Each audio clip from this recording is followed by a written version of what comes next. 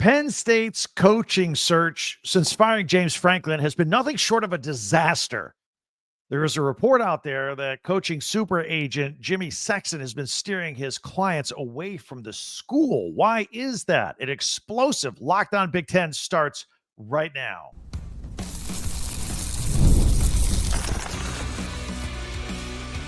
You are Locked On Big Ten, your daily podcast on the Big Ten Conference.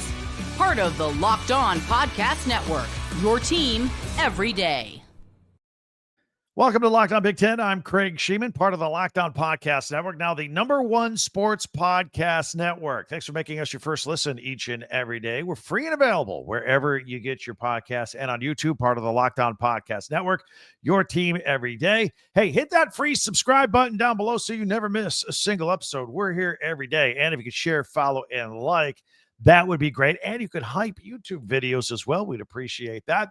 Today's episode is brought to you by FanDuel. Right now, new customers can bet just $5. And if your bet wins, you'll get $300 in bonus bets to use across the app. So download the app today. So the Penn State disaster, we're all over it. Brian Hartline is leaving Ohio State. And now a couple big-time receivers might not come to Ohio State. Kirk Ferentz is coming back in Iowa. And the Ducks are losing another coordinator, plus one of our Big Ten classics. We got a lot to do, so let's chop it up.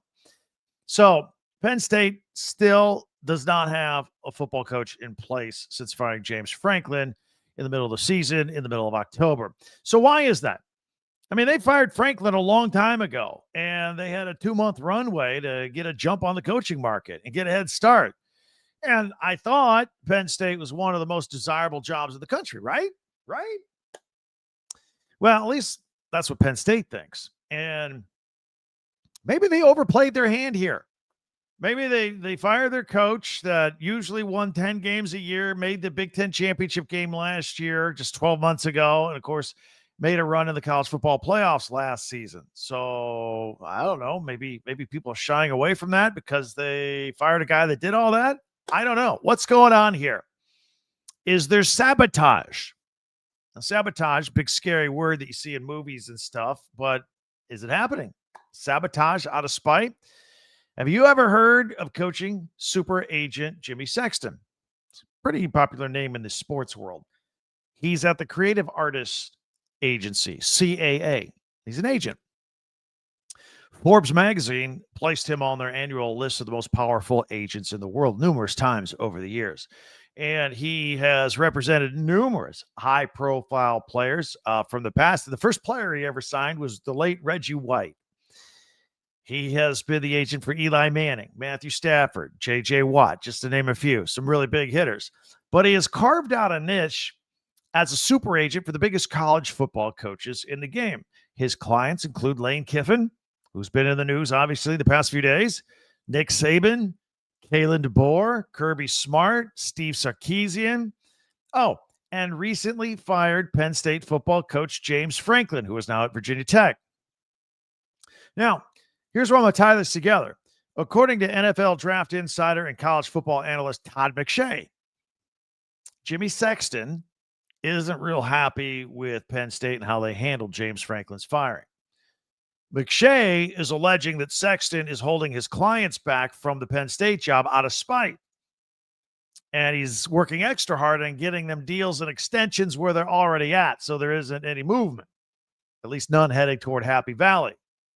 It's an interesting take.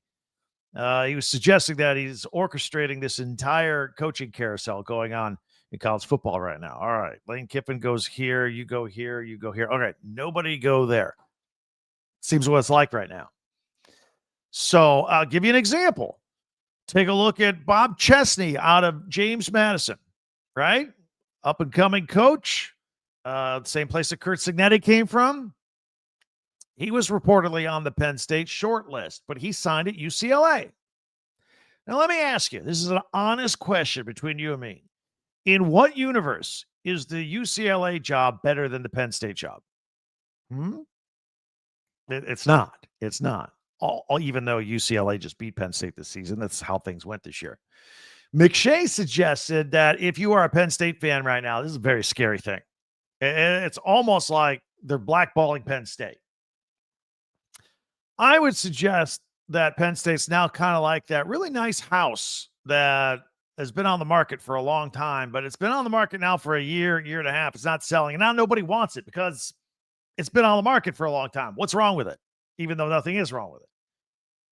Then there was BYU coach Sitake. We talked about him in our podcast here this week. And, he was next man up. By the way, he is not a Sexton client, but talks were heating up between him and Penn State quite a bit here this past week. And I even thought for a minute that there would be a possibility, but he turned that into a lucrative extension to stay at BYU.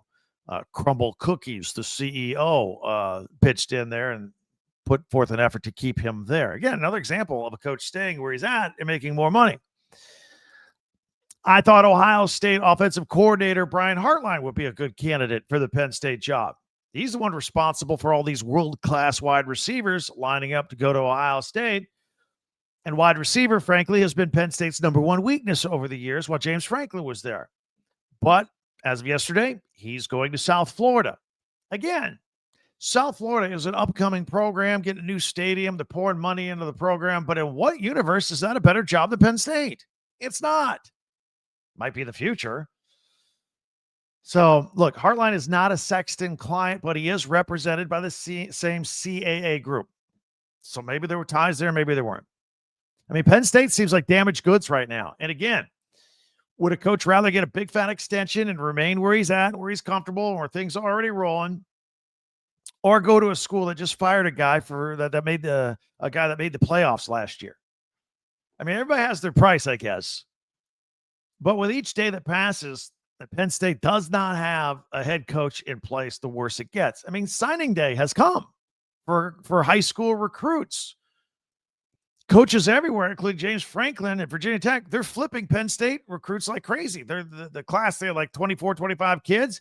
Yesterday was down to 4, and then 2 of them decided, nah, I'm not coming. So they're down to 2, but then they signed 2 other guys. I don't know, somewhere between 2 and 4 right now. That's the incoming class at Penn State. That's devastating. That will take years to recover from whoever the next head coach is. It's catastrophic the way college football works. It's unbelievable. This is arguably the most important week of the year, and there's nobody in the Penn State football offices. Nobody faxing, nobody calling, nothing. The Penn State class of 2026 might be the smallest in school history. It's going to destabilize this program. So, and under Franklin, again, one of his assets, every year, top 10 recruiting class, chock full of kids that were eventually going to the NFL. And then they went out and they'd win 10 games a year. That was the deal. That's what you had at Penn State. That's what's not there anymore. That gone overnight. So instead of being in the top 10, at last check, I think this year's class might not even crack the top 150 the way we're going right now at Penn State. So let's take a look at athletic director Pat Kraft. He completely botched this thing. I remember the week that he fired James Franklin. Urban Meyer came out and he says, look, you don't make a move like this unless you know who your next guy is going to be. You got to be ready. And I talked to, athletic directors, and they all have a short list. They all have a guy or 2 ready in case something happens, even when things are going well. But it's clear Penn State had no such plan. Actually, at the time that Urban Meyer said that, I thought to myself, Urban Meyer was the guy. He knew it because they were talking to him. And I do believe they talked. But then Urban decided that he was cool making millions of dollars just sitting at a football stadium talking every Saturday. That was good enough for him. Penn State does not seem to have a plan B, C, D, E, F. Nothing. And the thing is, when they fired Franklin, they were, we're going to make a big splash here. And we're going to get ourselves on the national stage as a national champion. Big splash. All the big splashes are signing everywhere else. The SEC replaced 6 coaches in one day. That's what happened there. They're not waiting around. The SEC, it just means more. Or they're not getting sabotaged either. I'll tell you that. At this point, Penn State needs to just cut its losses. They might as well give the job to their interim head coach, Terry Smith, former player, Penn State guy. Actually, he wants the job. The players played hard for him in the last month of the season and just get started. Or call Dan Mullen or call Manny Diaz, but call somebody and just offer him the job.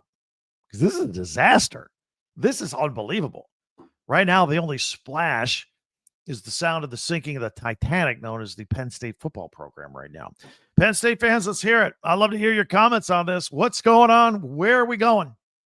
Hit me up in the comment section. Also, if you're new, be sure to hit that free subscribe button. That way you'll never miss a single episode. And if you could share, follow, and like Locked On Big Ten, that'd be a big help. We're here every day. Don't forget, we have a website, talkbig10.com, number 10.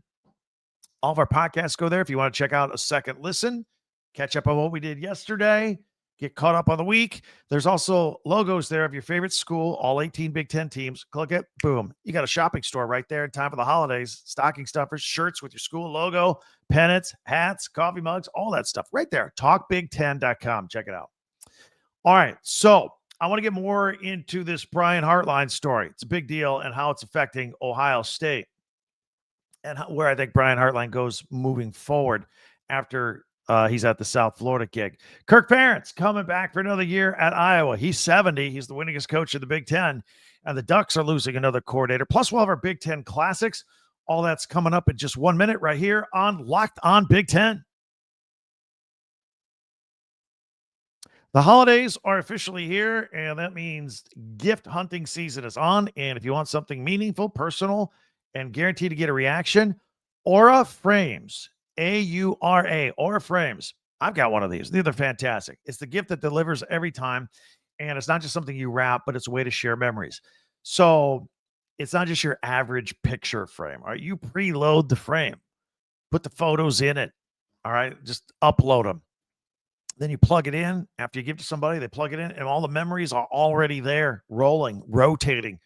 No apps to figure out, no setup headaches, just instant smiles for everybody. Endless uploads of pictures, even 30-second little videos through the Aura app if you want to use it. It is fantastic. Like I said, I've got one of these. We love it. So for a limited time, save on the perfect gift by visiting Aura Frames, A-U-R-A frames.com to get $35 off Aura's best-selling Carver Matte Frames, named number 1 by Wirecutter, by using promo code COLLEGE at checkout. That's auraframes.com, A-U-R-A frames.com, promo code COLLEGE. The deal is exclusive to you listeners and viewers here at Locked On, and frames sell out fast. So order yours now and get in time for the holidays. And you can support this show, this podcast, Locked On Big Ten, by mentioning us at checkout. Terms and conditions apply.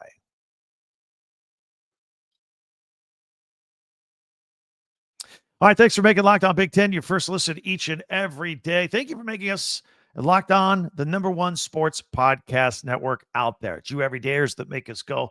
Meanwhile, be sure to hit that free subscribe button down below so you never miss an episode. Share, follow, and like, too. That helps us out, too. And we have our website, talkbig10.com.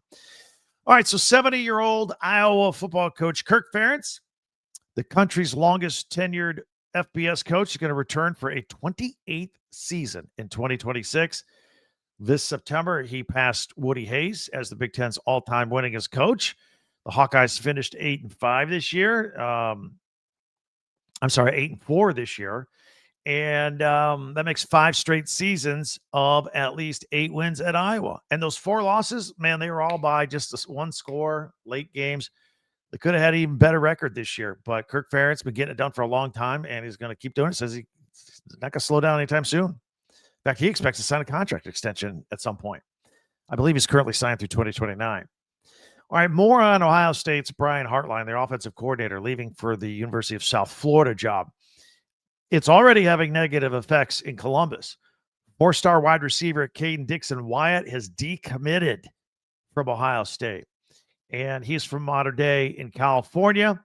He's one of the top receivers in the country. And his high school teammate is 5-star Buckeyes recruit Chris Henry Jr., who was like, we thought for sure slam dunk. Well, Chris Henry Jr. is now delaying his signing until things settle down. That's a scary deal, I think, for Ohio State right now. But, Brian Hartline, he was responsible for all those wide receivers, that pipeline coming into Ohio State. So, and while I'm thinking about Hartline leaving for South Florida, a moment ago I asked in what universe is South Florida a better job than Penn State, for example, a job that I thought Hartline could get. On the downside, look, he could struggle at Penn State. As I just mentioned, their recruiting class is a disaster. That's going to have negative effects here in the first few years of whoever the next coach is.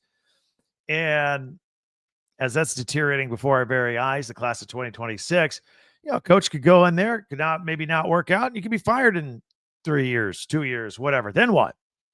Then if you leave for that job and you get fired at that job early on without any success, then the next thing you know, you're coaching JMU or East Carolina or something, just a smaller mid-level college. Or you can go to South Florida where they're pumping in money, new stadium, want to have success. You have success. And then over a few years, at some point, you become the head coach at Ohio State if Ryan Day ever steps down. Maybe. That seems a way, way, way long off, but it's a thought because Hartline, Ohio State's all he knows. It's the only place he's ever been. He was a player there. He was a quality control coach. He broke in 2017. Then he was a wide receiver coach. Then he was offensive coordinator. Now he's going to go get some experience somewhere else as the head coach. I think I'll be good for him. But who knows? Maybe comes back as a seasoned old veteran down the road. Just a thought. I'm not pushing Ryan Day out. Ryan Day could be there a long time. He could be the next Kirk Ferentz there for 28 years. So Cal apparently circling Oregon defensive coordinator Tosh Lupoi as their next head football coach. And his name came up almost as soon as Justin Wilcox was fired last week. Now, Lupoi is an alum. He played at Cal from 2000 to 2005. He was actually a teammate of Aaron Rodgers. That's how far back he goes. He began his coaching career in 2008 there at Cal under former coach Jed Tedford. Lupoi has been at Oregon with Dan Lanning for 4 years as his defensive coordinator. He also spent 5 seasons at Alabama under Nick Saban, where his final year he was a defensive coordinator. So nice coaching tree that he came from. Former NFL head coach Ron Rivera is now the general manager of Cal, if you didn't remember that. So he did a great job with the defense there at Oregon. By the way, very Dan Lanning-like comment. He said, hey, how are you going to do? Both your coordinators are leaving. He goes, yeah, guess what? Whoever I replace my coordinators with, they're probably going to leave to be head coaches too. So that's how it goes. That's a kind of a typical Dan Lanning. Very confident. I like him. The 2025 Ducks defense was ranked 3rd in the country for total defense this year and only allowed 252 yards per game. They are top 10 in the country in scoring defense, actually 8th at 15 points per game. And their passing defense shined this year and is ranked 3rd in the country, giving up just 144 yards through the air this year. So losing a defensive coordinator will be a big deal, but Dan Lanning says we'll get somebody else in. But he does have some work to do to try and find 2 new coordinators coming up. As we mentioned yesterday, Will Stein, the offensive coordinator, is going to be the new head coach at Kentucky. So I know that Stein is going to continue coaching with the Ducks through their postseason run, however long that lasts. No word on Lupoi's situation. I'm not sure. So he's going to start up at the Cal Bear. Cal, not a horrible team. Cupboard not empty. They were 7-5 this year. Meanwhile, Nebraska is in the hunt for a defensive coordinator after firing John Butler. The Huskers' struggles with the run defense and their red zone defense wasn't very good this year. Associate head coach Phil Snow will be the interim defensive coordinator for their bowl game, and then they'll look for a permanent replacement at that point. All right, coming up, we got our Big Ten Classics and live action on the Big Ten Network this weekend. We'll tell you what's going on as we get ready for Conference Championship weekend. Looking forward to all that. We'll run it down for you. If you're new here, we do features like this every single day. It's one of the things that makes us the most unique podcast out there. Mondays, we always do our top 10 Big Ten observations. Tuesdays are Tuesday tweets. Wednesdays, we power rank. Thursdays, we look at the Big Ten Network schedule and we highlight things, Big Ten Classics, and then the live games, football and basketball. And also on Fridays, tomorrow, we make our pigskin picks. We always do that. Now, we'll add we only have one game to pick. I may throw in the other conference championship games in there as well as the Big Ten championship. But I'm going to pull out the old list that we had from the win totals back in August, right before the season started. all 18 teams, and we'll see where we leveled off. I think that'll be fun. Who was over, who was under. We'll do that on our Pigskin Pick segment tomorrow as well. Anyway, we'll take a look at our Big Ten Classics. That's coming up in just 1 minute right here on Locked On Big Ten. NFL Sundays move fast. One big play, one penalty, one piece of action, and suddenly everything feels different. Momentum shifts, and that's what makes live betting with FanDuel so exciting. You're not just watching the game, you're reacting to it. You're participating in it in real time. And with FanDuel, you can place bets as the action unfolds. Every drive, every momentum swing, every highlight moment right there. Live betting is best when the game starts to shift, a receiver gets hot, defense tightens up, makes some big plays, momentum flips. FanDuel lets you jump into the moment. Live spreads, money lines, parlays, they have it all. I don't know if you've noticed that NFL primetime games been a little low scoring lately. I think players are tired and banged up.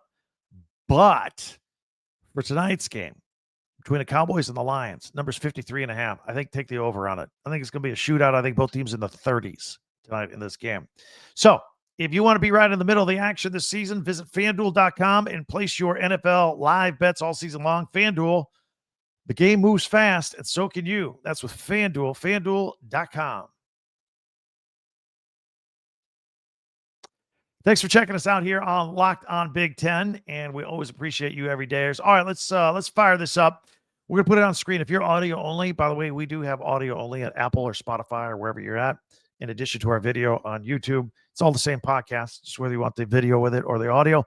We're going to put this on screen, and it is a list of events. Start off on Friday, December 5th with team logos, Big Ten Classics, and live action from the Big Ten Network. Well, not everything. We just highlighted some things we think you'd be interested in. So we'll pick it up at 1 p.m. Eastern, and it's Big Ten Football in 60. This is not quite their classics where they play a whole game. They edited it down into 60 minutes from snap to snap, and they started off on Friday from this past October, the Ohio State at Illinois game. And that's how we start our day. And in fact, that's a game with Julian Sain passed for 2 touchdowns. CJ Donaldson ran for 2 more scores, and the top-ranked Buckeyes had a 34-16 victory over the 17th-ranked Fighting Illini. At 2 o'clock Eastern, we got a Big Ten Football in 60, the Indiana-Penn State game from November. Probably the most exciting game of the year in the Big Ten this season. Omar Cooper Jr. caught the game-winning touchdown pass from Fernando Mendoza late in the fourth quarter to lift the number 2 ranked Hoosiers and salvage their undefeated season 27-24 over a Nittany Lions team that had been struggling mightily up to that point. And that was at Happy Valley, by the way. That was crazy. And then at 4 o'clock, we got an Ohio State football classic with Texas at Ohio State. That was from week 1, where Julian Sain threw for just 126 yards and a touchdown. That was his first career start as the 3rd-ranked Buckeyes beat the top-ranked Longhorns 14-7 in that game. Let's mosey on over to Saturday now, Championship Saturday. And the Big Ten Network is going to start it off with their coverage at 11 o'clock a.m. Eastern, 8 o'clock Pacific, with Big Ten Live, all the news and updates from coaches and players from around the Big Ten, previewing the Big Ten Championship game later on that night at 8 p.m. on Fox from Lucas Oil Stadium. We will be going live after that game. More on that in a moment. And then they'll give way to a bunch of basketball, men's and women's basketball around the Big Ten at 12 o'clock. Women's game, Indiana is at Illinois at 2 o'clock. They've got a men's game, Ohio State at Northwestern at 4 o'clock Eastern. It is more men's basketball. Rutgers at number 3, Michigan. Boy, Michigan's on fire. They look great. Michigan State looks great. That's some teams that look pretty good here on the Big Ten. More men's basketball at 6, Washington at number 24, USC. And then we flip it to Sunday, December 7th at 11 a.m. We got a bunch of stuff for you might be interested in. At 11 a.m. Eastern Time, 8 a.m. Pacific, it's the Big Ten Football Championship game. All right, it's the football in 60. You're going to chop it up snap by snap. You can watch the whole championship game from Saturday night, reduced to 1 hour between Ohio State and Indiana from the day before. So we'll see what the Big Ten champion is there. Both teams are going to the playoffs. Both teams probably still going to get a bye no matter what happens in that game, nevertheless. And then a lot of basketball. At 12 o'clock, Purdue women's basketball is at number 6, Michigan at 2 o'clock. More women's basketball. Number 23, Ohio State is at Northwestern at 4 o'clock Eastern. Number 7, Maryland is at Minnesota and at 6 o'clock. Number 20, Michigan State at Wisconsin. And then finally, number 21, Washington at number 16, USC out on the West Coast. That's at 8 o'clock Eastern, 5 o'clock Pacific. And so that is a what? 1, 2, 3, 4, 5. Let's see. I know triple header, quintuple. What's a 5? Not a double header. 5 times, just 5 straight games, one after the other. That's incredible. And then, by the way, if you missed the 11 a.m. Big Ten Football Championship in 60, they'll be replaying at 11:30 p.m. I don't have it on the graphic here, but you got a couple of chances to watch that on Saturday. Quintuple header? I don't know. Help me out with the comments on that. Anyway, I hope you enjoy it. That's the lineup for Big Ten Classics and live action going on this weekend. In addition, Big Ten Championship game, 8 o'clock Eastern, probably 8:15 really on Fox. And then we go live because we're here every day, but we go live on Saturdays after the big game. We're going to go after the championship game. It'll probably be around 11:30 p.m. Eastern, 8:30 p.m. Pacific, give or take, right after the winning coach does the interview on the sideline. Then we go live. And by going live, you get my real-time raw reaction after the game. I get yours too in real live time comments. And we have a blast. We've done it all season. And we get like 10,000 people jump in, and it's fantastic. So we invite you to check us out there. That'll be like mark your calendar. That'll be after the game on Saturday night. We'll have a lot of fun with that. All right. And then Monday, big recap of the week. We'll continue to keep an eye on this Penn State story as well. Don't forget, tomorrow we'll have our pigskin picks, and we'll take a look at the win totals and how they actually panned out this year. So we'll have a lot of fun with that. We have the latest news, analysis, and opinion of all 18 Big Ten teams every day here on Locked On Big Ten. You can follow us on Twitter or X at TalkBig10 number 10. You can follow us on our website, talkbig10.com, number 10. All of our podcasts go there. Plus, you can click on your favorite school logo. It takes you to a shop. Get your Christmas shopping done right there. Shirts with your favorite school logo, pennants, hats, coffee mugs, desk stuff, floor mats. It's all there. All of it. So check it out at talkbig10.com. Merry Christmas to you. Before you go, if you could hit that subscribe button, that would be great for us. Subscribe, follow, share, and like. We would always appreciate that as well. For Locked On Big Ten, thanks for joining us. And I can't wait till we talk again tomorrow. I'm Craig Shemon. We'll see you there.